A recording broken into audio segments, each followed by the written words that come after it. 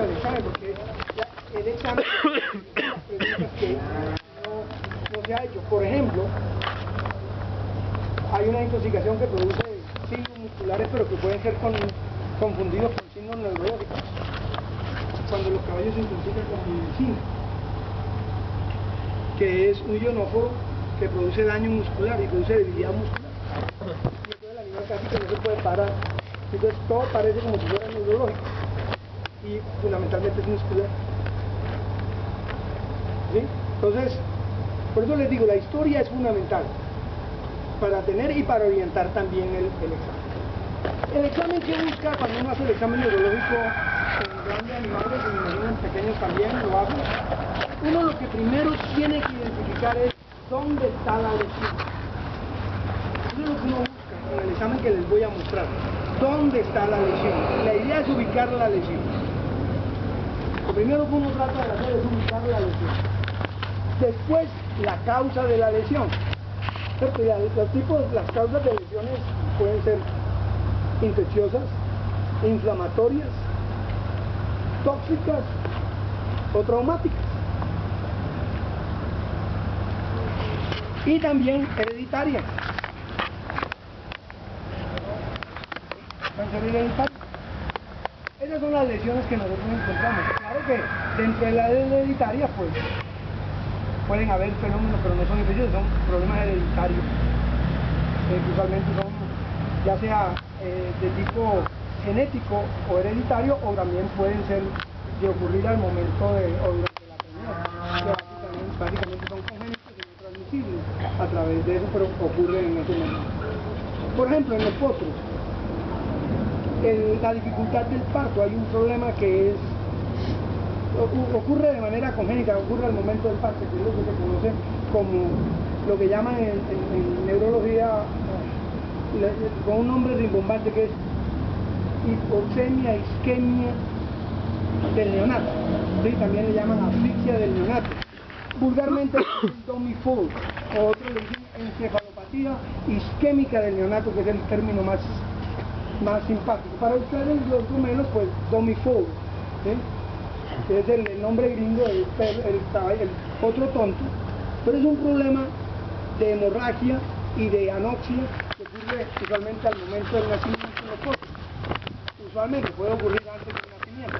No tiene origen infeccioso, no tiene origen, digamos, de trauma grande. El trauma es el momento del parto, que puede haber un problema de isquemia. Eso es lo que pasa. Entonces, esos son los tipos de lesiones, es lo que uno tiene que averiguar.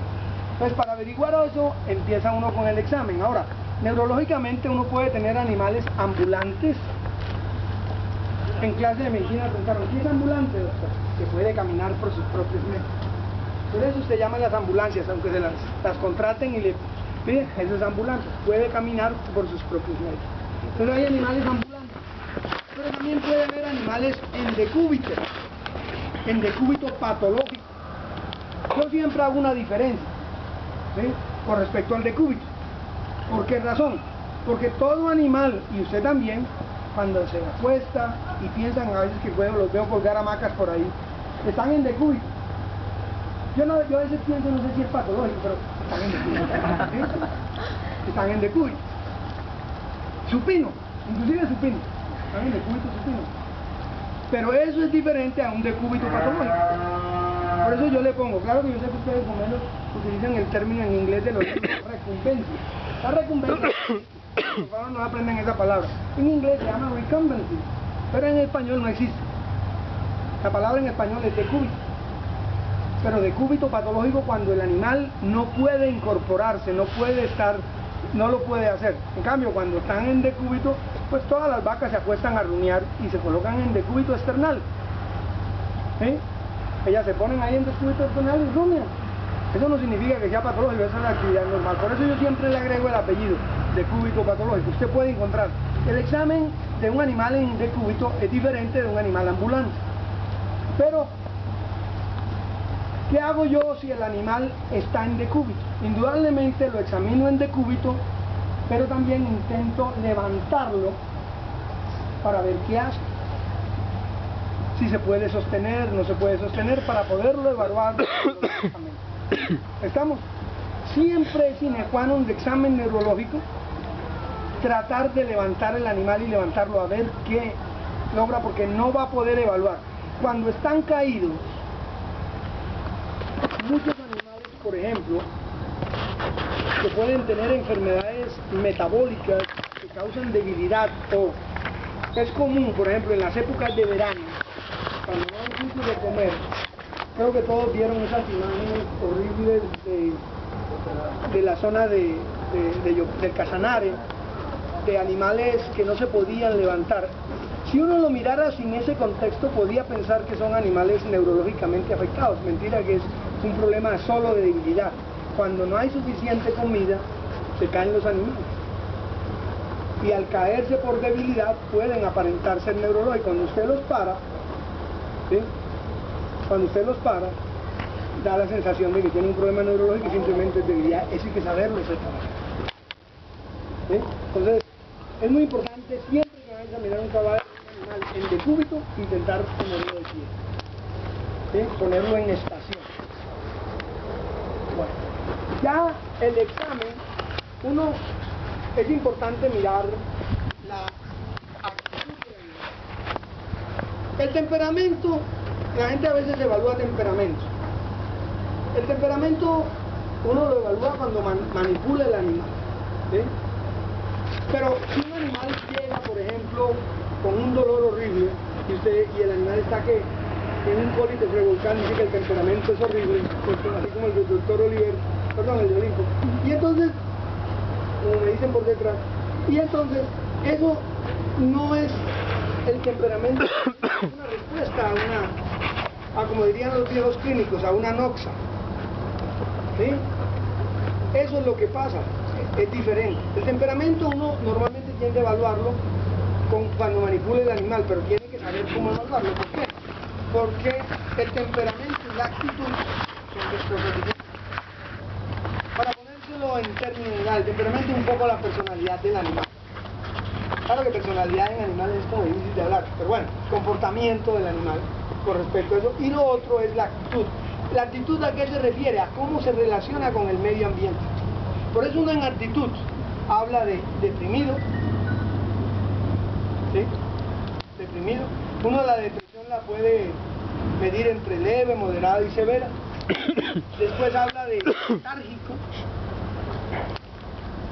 Usa una palabra en inglés que no hay en español, pero que es una letargia muy severa, que es obtundación, que es casi semicomatoso. Semicomatoso y comatoso. Y después puntos suspensivos. Esa es la parte del comportamiento, digamos, de la actitud. Eso es lo que uno ve. Ahora, el temperamento es importante con respecto a la actitud porque el animal puede cambiar el temperamento. Eso es lo que llamamos un cambio en el estado mental del animal, y eso es parte de lo neurológico. ¿Qué pasa, por ejemplo, cuando usted tiene, lo más común es hablar del animal con rabia? ¿Sí? No es que esté enojado, sino la enfermedad, esa de Pasteur, ¿sí? Tiene rabia, lo primero que dicen ustedes es que cambia el estado mental. Todas las encefalitis cambian el estado mental. Pueden volverse agresivos. ¿Sí? Usted le puede decir, no, mire, ese caballo es ya muy tranquilo y súbitamente ahorita ya no le podemos poner ni el freno. Ya no lo podemos acercar porque se vuelve agresivo. ¿Sí? Eso es el cambio mental, eso se llama, en inglés se llama mentation, entonces cambio del estado mental. Es muy común en problemas del sistema nervioso central, ¿sí? A nivel de cerebelo y a nivel de caja craneal, todo lo que tiene que ver con esa parte, eso puede haber cambios del estado mental. Lo otro también que es importante es, aparte del cambio, es la apariencia del animal. ¿Por qué? Porque hay signos neurológicos. Por ejemplo, a usted le dicen que súbitamente el animal anda con la cabeza así, por el ladito, que camina así. Eso en inglés se llama head tilt, o sea, que inclina la cabeza. Si inclina la cabeza, Usualmente es porque hay un problema de oído, pero no es la única razón. Entonces hay un problema de oído. Y no solo inclina la cabeza, sino que inclina la cabeza y empieza a hacer esto. Y gira. A ustedes les enseñan que listeria se llama la enfermedad del torneo cuando ven listeriosis en microbiología. ¿Ya vieron microbiología? Exacto, listeriosis. Se llama la enfermedad del torneo. Eso es tornear. Y con la cabeza inclinada porque causa eso. Pero eso puede indicar que hay daño a nivel del oído medio. Entonces toda esa información es importante. Parte de la historia y parte de lo que usted evalúa. Entonces cuando usted se acerca al animal, usted debe evaluar el estado mental del animal. ¿Sí? Él es un cabrón, o sea que el temperamento es malo. Claro que sí, aburre de que lo usen tanto. Pero mire, ya él me detectó, las orejas las paró. ¿Sí? Ya él me detectó a mí. Entonces, ya por lo menos es un animal alerta, él sabe que ya lo voy a molestar. ¿Sí? Entonces uno tiene que evaluar eso cuando... Después, ya para el examen específico, uno empieza, yo siempre empiezo el examen neurológico desde la cabeza hasta la cola. Y voy a evaluar, lo primero, los famosos pares craneales. ¿Sí? Con la actitud y con el temperamento estoy evaluando la función cerebral. Estoy evaluando también, porque con la depresión puede ocurrir, cuando el animal se deprime mucho, es problema del tallo cerebral. Estoy evaluando a nivel de tallo cerebral. El equilibrio, estoy evaluando en cierta medida, cuando miro equilibrio, porque hay unos problemas de equilibrio cuando hay oído, problemas de oído o de cerebelo, entre otras cosas, no son los únicos.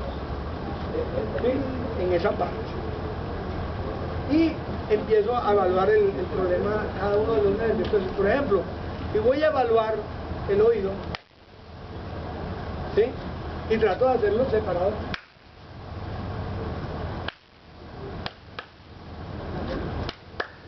¿Sí? Lo primero fue que la asusté. Ahorita ya lo oye, fíjate que la oreja se mueve. Lo más difícil de evaluar a un animal es la capacidad de oler. Es difícil de evaluar. Habría que hacer como en las películas, traer las sales esas que le ponen a la señora que se desmaya, o traer un poquito de algo. Normalmente uno no lo evalúa, pero puede evaluar. Además los caballos, si no huelen, pues uno no se preocupa mucho, sí, que tenga anosmia. No hay mucho problema. Lo otro que uno evalúa es la visión, y eso se llama el reflejo de amenaza. Él debe cerrar el ojo. El problema del reflejo de amenaza es que a veces uno hace una corriente de aire. ¿Sí? Entonces tiene que hacer, entonces uno para ver si funciona, para que no haya corriente de aire. Y va a hacerlo aquí, y va a hacerlo así, para evaluar. ¿Sí? Lo otro es no tocar esto. Porque apenas toca ese, no es cierto. Y no es un reflejo de amenaza, no está bien, simplemente es un problema táctil. ¿Sí? Entonces, no hacer eso, por eso el pienso tampoco, entonces uno lo que hace es y evaluar los dos. ¿Sí? También debe hablar del reflejo pupilar, pero eso hay que evaluarlo en lo oscuro. Porque aquí él va a tener, ¿cómo se llama esto? Con estos ojos. Cuando tiene la pupila así. Exacto. Va a estar miótico, entonces va a ser difícil de evaluar. Claro que uno, es bueno que lo mire, ¿sí? Yo me imagino que todos ustedes utilizarán su celular, pero yo todavía tengo mi lámpara. No es la de Aladino, pero funciona. Bueno, si tengo las pilas por aquí.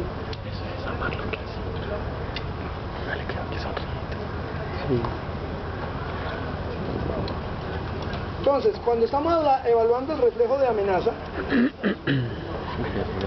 estamos evaluando el nervio óptico. Pero en el reflejo pupilar, no solamente evaluamos el nervio óptico, sino que estamos evaluando los oculomotores, que cierran la pupila. Es el tercero, ¿sí? Nervio óptico oculomotor. Aquí no se va a ver nada. Y otro, porque es importante mirar la pupila, porque hay enfermedades que hacen anisocoria.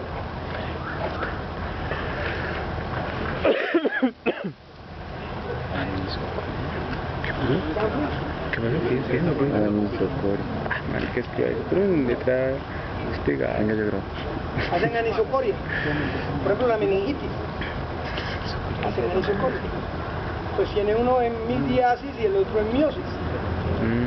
Será abierta. Anisocoria. Quedamos un poquito Será aquí a abierta. la parte más oscura, por favor.